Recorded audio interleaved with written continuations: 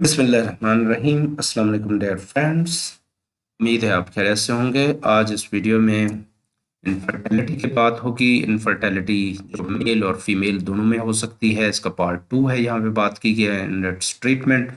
I am doctor Abdul Malik, PhD pharmacology, assistant professor pharmacology, college of pharmacy, university of Sargodha. Please subscribe my channel for more update and watch this video to the end, and you can understand and share with the other friends. So coming to the main target, the second infertility, we go toward the surgery for infertility. Which type of surgeries can be done in females? खास तौर पे female के अंदर surgery की जा सकती है। Fallopian tube surgery है। If your fallopian tubes have become blocked or scarred, you may need surgery to repair them. Surgery can be used to break up the scar tissue. वहां पे अगर फिलोपियन ट्यूब्स के अंदर scar बन चुके हैं तो उसको खत्म करने के लिए, क्योंकि वहां से एग्स का पास होना मुश्किल हो जाता है, तो फिलोपियन ट्यूब्स की जो सर्जरी है वो की जा सकती है। पॉसिबल कॉम्प्लिकेशन इसकी हो सकती हैं। ट्यूबल सर्जरी इंक्लूड, इसमें एक्टोपिक प्रेगनेंसी हो सकती है कि एक अपनी जगह पे पैदा जहां बच्चा होता है, इम्प्लांट होता है, उसकी बजाय किसी और जगह पे इम्प्लांट हो सकता है। तो ये थोड़ा सा एक पॉसिबल कॉम्प्लिकेशन इसकी है, लेकिन ये इनफर्टिलिटी के लिए सर्जरी की जा सकती है। Number 2, endometriosis, fibroids and polycystic ovary syndrome. ये क्या चीजें हैं? बेसिकली तीनों चीजों का जो रोल है बहुत इंपॉर्टेंट है। Endometriosis, innermost layer of the uterus is when parts of the womb lining start growing outside the womb. उनकी जो एंडोमेट्रियोसिस है वो वो ग्रो करना शुरू हो जाए, वोम की जो लेयर है, इनरमोस्ट लेयर, उस कंडीशन में एंडोमेट्रियोसिस हो सकता है। और यहाँ पे laparoscopic surgery is often used to treat endometriosis. Medicine भी कुछ अवेलेबल है, लेकिन उसके लिए सर्जरी जो है ज़्यादा सूटेबल है, बाय डिस्ट्रॉइंग और रिमूविंग फ्लूइड फिल्ड सैक या सिस्ट को रिमूव करना, या जो उसके अंदर प्रॉब्लम आ जाते हैं पॉलीसिस्टिक ओवरी सिंड्रोम का इशू की वजह से, एंडोमेट्रियोसिस की वजह से, वो उसको रिमूव किया जा सकता है लेपारोस्कोपिक सर्जरी के जरिए। It may also be used to remove submucosal fibroids. जो फिब्रॉइड ये इकट्ठे हुए हैं, फाइबर लाइक स्ट्रक्चर यानी बन जाता है, वहां पे ब्लॉक कर देते हैं रास्ते को। तो which are small growths in the womb, छोटी छोटी ग्रोथ्स होती हैं वोम के अंदर, जो है जहां बच्चा पैदा होता है यूट्रस के अंदर, उसे कहा गया है, उसको भी रिमूव किया जा सकता है through laparoscopic methods. In if PCOS, अगर देखा गया है कि पॉलीसिस्टिक ओवरी सिंड्रोम है वहां पे, उस कंडीशन में एक तो मेटाबॉलिक सिंड्रोम बढ़ जाता है, इंसुलिन और ग्लूकोज कार्डियोवास्कुलर प्रॉब्लम बढ़ जाते हैं पॉलीसिस्टिक ओवरी सिंड्रोम में। इसका पूरे डिटेल मैंने वीडियो बनाई हुई है, 3 पार्ट्स हैं उसके, आप देख सकते हैं। A minor surgical procedure with laparoscopic ovarian drilling can be used. Polycystic ovary syndrome में भी अगर इनफर्टिलिटी को कम करना है, यानी फर्टिलिटी को बढ़ाना है basically, this involves using either heat और लेजर लाइट, इसमें इस्तेमाल करके ओवेरियन में से ओपनिंग किए जाते हैं, माइनर सर्जिकल प्रोसीजर है, और ड्रिलिंग की जाती है, छोटे छोटे सुराख निकाले जाते हैं जिससे वो एक्टिव हो जाती है, और उसमें जो ओवरी के अंदर सिस्ट बने होते हैं वो ख़त्म हो जाते हैं, और जो प्रेगनेंसी के जो चांसेस है वो बढ़ जाते हैं। इसके बाद correcting an epididymal blockage and surgery to retrieve sperm. ये मेल के अंदर ये प्रॉब्लम को हल करने का तरीका बताया गया है। मेल में अगर स्पर्म प्रॉपरली नहीं आ रहे, वहां पे ब्लॉकेज हो गया, एपिडाइडमस एक जो ट्यूब है उसके अंदर प्रॉब्लम आ गया, रोगी है वो वहां से क्रॉस नहीं कर रहे, स्पर्म नहीं जा रहे। Epididymis is a coil like structure in testicles, testis के अंदर ये पाई जाती है, that help store and transport, एक तो स्टोर भी करती है और ट्रांसपोर्ट भी करती है स्पर्म को। ये 2 काम करती है एपिडाइडमल। ब्लॉकेज अगर हो जाए, रुकावट हो जाए उसके अंदर, तो फिर क्या करेंगे? If epididymis become blocked, surgery can be used to correct the blockage. Surgical extraction of sperm may be an option if you have an obstruction that prevents the release of sperm. Were born without the tube that drains the sperm from the testicle. Vast difference के अंदर कोई मसला हुआ है। Have an had vasectomy or failed vasectomy reversal. Vessel उसकी जो आपने remove कर, वास्ट डिफरेंस को रिमूव करवाया है, फिर उसके बाद वो प्रॉपर नहीं हुआ, तो आप इसको स्टोरेज भी कर सकते हैं। जो स्पर्म है आपके पास बने हुए पड़े हैं वो भी स्टोर किए जा सकते हैं, और इनकी करेक्शन की जा सकती है through surgical pathway. Both operation take a few hours using local anesthetic as outpatient procedure। बहुत आसान सा है। You will be advised on the same day और अबाउट क्वालिटी ऑफ टिश्यू और स्पर्म कलेक्टेड जो है उसमें देखा जाएगा कि मजीद कोई प्रॉब्लम तो नहीं है उन स्पर्म के अंदर। Any sperm will be frozen and placed in storage for use at later stage. इसको बाद में भी देखा जा सकता है। बहरहाल असिस्टेड कंसेप्शन क्या होती है कि मजीद कोई और तरीके से निकाल के फिर दोबारा उसके अंदर पार्टी के अंदर दोबारा एंटर करके उसको हेल्प की मदद से कंसेप्शन करवाई जा सकती है। यानी इसके मुख्तलिफ मेथड्स हैं। For example in vitro fertilization, आप एग को बाहर निकालते हैं, स्पर्म के साथ मिलाते हैं, फिर उसको एंटर कर देते हैं फीमेल रिप्रोडक्टिव सिस्टम के अंदर या यूट्रस के अंदर, वो ग्रो करना शुरू हो जाता है। तो ये इंट्रायूट्रीन जो है इंसेमिनेशन भी सेम है, also known as artificial insemination, involves inserting sperm into the वोम।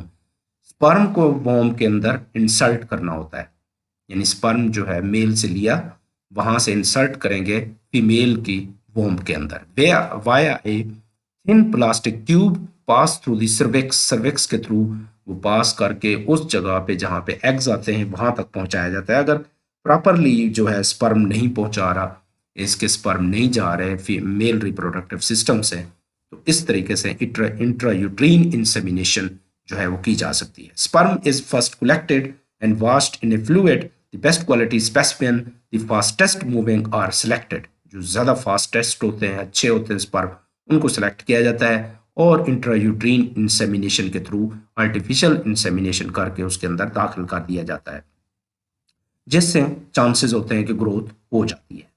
In vitro fertilisation जो है ये डिफरेंट मेथड है। इसमें क्या है, is when an egg is fertilize outside the body, egg को बाहर निकाला जाता है, स्पर्म को भी बाहर निकाला जाता है। फिर fertility medicine is taken to encourage the ovaries to produce more eggs than usual. Eggs ज़्यादा जूस निकालें। एग्स जब निकलेंगे, eggs are removed from the ovaries and fertilize with sperm in a laboratory. ये लेबोरेटरी का काम है, ये बड़ा कॉस्टली है, बड़ा महंगा है ये इन विट्रो फर्टिलाइजेशन। तो जैसे हमीद लतीफ़ हॉस्पिटल है वहाँ पे करते हैं, बहुत सारे और हॉस्पिटल हैं जिसमें ये काम किया जाता है। A fertilised egg embryo is then return to the womb, और यूट्रस के अंदर दोबारा दाखिल कर दिया जाता है टू ग्रो एंड डेवलप, वहाँ पे ग्रो करें और डेवलप करें इसको, यानी दोनों चीज़ों को बाहर निकाला जाता है। वहाँ पे सिर्फ स्पर्म एग जो स्पर्म है उसको निकाल के यूट्रस के अंदर डाला जाता है। ये थोड़ा सा डिफरेंस है बिटवीन दी टू। अब हम बात करेंगे फर्टिलिटी पिल्स में कौन कौन सी ड्रग्स इस्तेमाल होती हैं। पहले भी बता चुका हूँ मैं, क्लोमिफेन सिट्रेट सीसी के नाम से अवेलेबल है, ये कॉमनली यूज होती है, मुख्तलिफ ब्रांड नेम में आगे मैं बताऊंगा। Letrozole is also used very commonly. Metformin जो है पीकॉस अगर साथ है, इनफर्टिलिटी है, पॉलीसिस्टिक ओवरी सिंड्रोम है और मेटाबॉलिक सिंड्रोम का मसला है तो मेटफॉर्मिन दी जाती है। ब्रोमोक्रिप्टिन डोपामीन है, प्रोलैक्टिन लेवल अगर प्रॉब्लम कर है तो उसमें दी जा सकती है। फर्टिलिटी इंजेक्शंस भी लगाए जा सकते हैं, जैसे पहले बता चुका हूँ। ह्यूमन मीनोपॉजल गुनेडोट्रोपिन जो है वो दिए जाते हैं। गुनेडोट्रोपिन रिलीजिंग हार्मोन दिए जा सकते हैं। फोलिकल स्टिमुलेटिंग हार्मोन जो है वो इंजेक्टेबल फार्मूलेशन में अवेलेबल है, दिए जा सकते हैं according to the prescription from the doctor, gynaecologist या स्पेशलिस्ट। इसके बाद fertility pills and injections risks and side effects हैं इसके। Higher risk of multiple pregnancies, ज़्यादा बच्चे पैदा होने के जो चांसेस हैं वो बढ़ जाते हैं इन ड्रग्स से। ओवेरियन हाइपर स्टिमुलेशन सिंड्रोम है कि ओवरी का जो हाइपर स्टिमुलेशन हो जाती है सिंड्रोम, उसे कहते हैं। इक्टोपिक प्रेगनेंसी, अपनी जगह जहाँ पैदा होने होते किसी और जगह पे बच्चे का पैदा हो जाना है, उसे इक्टोपिक प्रेगनेंसी कहते हैं, उसके भी चांसेस इसके बढ़ जाते हैं। बहरहाल we go toward the medicinal plants. जो हर्ब्स हैं वो कौन सी यूज हो सकती हैं, मसलन for example withania somnifera, ashwagandha जो है या इंडियन जेनसिंग जो है ये इस्तेमाल होती है वीमेन के लिए, ओके, कंसीविंग प्रॉब्लम को हल किया जाए, यानी उससे जो कंसीविंग प्रॉब्लम है वो हल हो सकता है।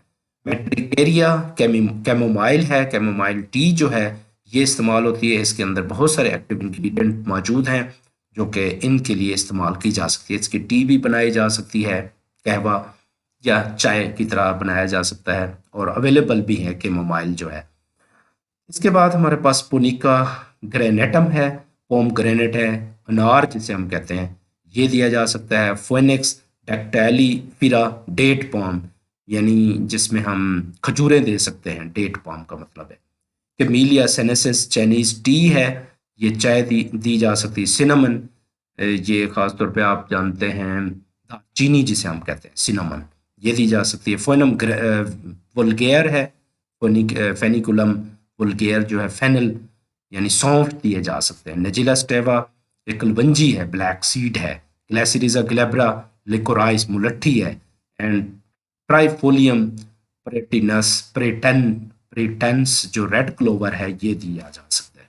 इसी तरह बी के और हनी के कुछ पार्ट हैं जो कि वो भी इसमें हेल्प करते हैं, इम्यूनिटी को बढ़ाते हैं, न्यूट्रिशन को, फर्टिलिटी एंड मैन के अंदर इंपॉर्टेंट है। अच्छी अगर हनी हो, उसके बी पोलन है, बी प्रोपेलस है, प्रोपोलिस जो है ये भी इंपॉर्टेंट है प्रेग्नेंट होने के लिए। मैका जो है ये भी कॉमनली स्पर्म को इंक्रीज करने के लिए बहुत इंपॉर्टेंट है। इसमें ये एग्जांपल देख सकते हैं कुछ और, जिसमें हॉली बासिल जो है यूज किया जा सकता है। डेट्स खजूरें यूज हो सकती हैं, गार्लिक यूज हो सकता है, सिनेमन दारचीनी यूज होती है, पॉम ग्रेनेट अनार इस्तेमाल हो सकता है, फेनल जो सौंफ है ये भी इस्तेमाल हो सकते हैं। इसके बाद कुछ मेडिसिन के बारे में बात होगी कि कौन कौन सी मेडिसिन जो पहले मैं बता चुका हूँ उनके कौन कौन से ट्रेड नेम अवेलेबल हैं। मुख्तलिफ कंपनीज हैं, मैंने जो मुझे यहाँ पे नज़र आए हैं मैंने वो नोट किए हैं। आपको बता रहा हूँ कि क्लोफर के नाम से क्लोमिफीन सिट्रेट 50 मिलीग्राम जो दी जा सकती है, मेल और फीमेल दोनों में दी जा सकती है इनफर्टिलिटी को कंट्रोल करने के लिए। इसके बाद जो है मॉमफोलिक मैक्स, ये औरतों के लिए ख़ास तौर पे इस्तेमाल होती हैं। इनमें डाइटरी सप्लीमेंट्स होते हैं, डी कायरो इनोसाइटोल है, एल मिथाइल फोलेट है, मायो इनोसाइटोल वगैरह साशे अवेलेबल है डाइटरी, औरतों के लिए ख़ास तौर पे ये दी जा सकती हैं तो इन फर्टिलिटी को बढ़ाने के लिए। इसके बाद क्लोमिफिन देखें मुख्तलिफ नाम है, हिल्टन की है, ये अवेलेबल है 50 मिलीग्राम में। इसके अलावा फिमेरा 2.5 मिलीग्राम, लिट्रोजोल जो है ये अवेलेबल है। लिट्रोजोल जो है ये फिमेरा के नाम से, नोवार्टिस कंपनी बहुत आला कंपनी है और क्वालिटी वाइज बहुत अच्छी है। इसी तरह जो है ना ये भी दी जा सकती है, डिपेंड्स ऑन दी डॉक्टर कि कौन सी वो आपको बताता है कौन सा प्रॉब्लम है बेसिकली, क्योंकि डायग्नोसिस जब तक नहीं होगा उस वक्त तक हम कुछ नहीं कह सकते कि क्या मसला है। सी नार्मो ये हर्बल फार्मूलेशंस हैं और कुछ इसमें मल्टीविटामिन्स हैं, हाइपरप्रोलैक्टिनिमिया के लिए, इनफर्टिलिटी के लिए, एनोवेल्यूटरी साइकिल्स के लिए, हाइपरमेनोरिया के लिए, मस्टल्जिया के लिए, पोलीमेनोरिया के लिए, pre menstrual syndrome, secondary amenorrhoea के लिए। मुख्तलिफ फैटिक्स ये प्लांट है, castus, magnesium, calcium, zinc, vitamin B6, vitamin D3 ginkgo biloba वगैरह दिया गया सी नॉर्म के नाम से। और ये आप देख सकते हैं फेमी 10 के नाम से है। इसमें विधियाना सोमनीफेरा है, सराका इंडिका है, एरिका कैटेचियो है, वेटिक्स एगोनस है। ये बहुत सारे इसमें प्लांट्स जो है ना वो डाले गए हैं। मेट्रिकेलिया कैमोमिला ये भी डाला गया है। तो ये आजकल जो कम्बिनेशन थेरापीज आ रही हैं मुख्तलिफ सप्लीमेंट्स की, ये भी इस्तेमाल हो रही हैं। तो इसके बाद हम देखते हैं मिनोट्रोपिन, ये बहुत ही ह्यूमन मिनोपॉजल गोनोडोट्रोपिक हार्मोन बहुत इंपॉर्टेंट है, उसके लिए इस्तेमाल होता है। जैसे कि मैंने आपको बताया गोनोडोट्रोपिक हार्मोन रिलीजिंग हार्मोन जो है उनमें मिनोपॉजल के लिए मिनोट्रोपिन के नाम से है, ये भी इनफर्टिलिटी में इस्तेमाल होता है। और 75 इंटरनेशनल यूनिट है, 1 वायल है, इंजेक्शन है इसका, वो लगाया जा सकता है। इसकी 40M के नाम से अवेलेबल है फॉर इंट्रामस्कुलर इंजेक्शन के लिए ये है, और ये भी मिनोट्रोपिन के नाम से है। मुख्तलिफ कंपनी ये बना रही हैं तो इस्तेमाल हो सकती हैं for the purpose of infertility according to the prescription, according to the doctor.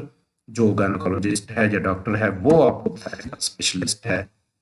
इसके बारे में फेमिस के नाम है, ये पीकॉस में खासतौर पर पॉलीसिस्टिक ओवरी सिंड्रोम हो, और इसमें विटामिन डी है, मायोइनोसाइटोल है, क्वाड्रा फोलिक है यानी फोलिक एसिड, टोकोफिनोल, विटामिन ई है।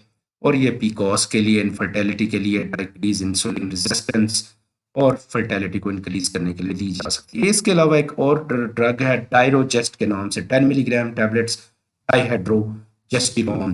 डाइहाइड्रोजेस्टिरोन जो कि सिस आइसोमर है, इजाफा की ये बनाई हुई है, ये भी इनफर्टिलिटी के लिए दी जा सकती है। तो डिफरेंट मतलब ट्रेड नेम्स हैं, डिफरेंट ड्रग्स हैं, डिफरेंट मैकेनिज्म्स हैं, लेकिन मुख्तलिफ आपको मैं दिखा रहा हूँ कि कौन कौन से अवेलेबल हैं जो कि मेजरली यूज़ हो रहे हैं पाकिस्तान में या अदर कंट्रीज़ में। आप देख सकते हैं प्रेग्ना फिक्स, यानी प्रेगनेंसी को फिक्स करने के लिए, बनाने के लिए 2 गोलियाँ रोज़ाना डॉक्टर की हिदायत के मुताबिक इस्तेमाल करें। ये बहुत ज़्यादा ज़रूरी है। इसमें ये कॉम्बिनेशंस हैं anaemia, fatigue, pregnancy, lactation, heavy menstruation और इसके अलावा पोस्ट मेनोपॉज़ल स्टेट में दिया जा सकता है। इसके अलावा ये भी ताकत के लिए फिमोवा के नाम से अवेलेबल है, वही पहले बता चुका हूँ। माइनोसाइटोल साशे हैं, ये इस्तेमाल किए जा सकते हैं पानी जो पीने के लिए। तो इसके अलावा हमारे पास जो है नेक्स्ट हम जाते हैं, फीमिया भी आपको बता चुका हूँ, ये है फिमोस्टोन, एस्ट्राडायोलन डाइहाइड्रोजेस्टिरॉन, डी डाइड्रोजेस्टिरॉन के नाम से 1/10 मिलीग्राम रेशो है। ये भी फीम एबट की कंपनी है और इसमें दिए जा सकता है फॉर प्रेगनेंसी। 30 लैक्स के नाम से फॉर मेन के लिए 300 ग्राम्स है, increase sperm quality, fertility, stamina and ejaculation time बढ़ाने के लिए हर्बो के नाम से नेचुरल प्रोडक्ट है। इसमें कॉम्बिनेशन मैंने नहीं देखा कौन सा अवेलेबल है, कौन से प्लांट्स इसमें डाले गए हैं। बहरहाल you can see and check और you can purchase according to the prescription. Thank you very much for your attention. I have explained all about the infertility and its treatment. Part 2 has finished. और इससे related जो next है हम video इंशाल्लाह बनाएंगे acne के ऊपर। Acne vulgaris क्या होती है, उसकी क्या ट्रीटमेंट है। Please subscribe my channel for more details.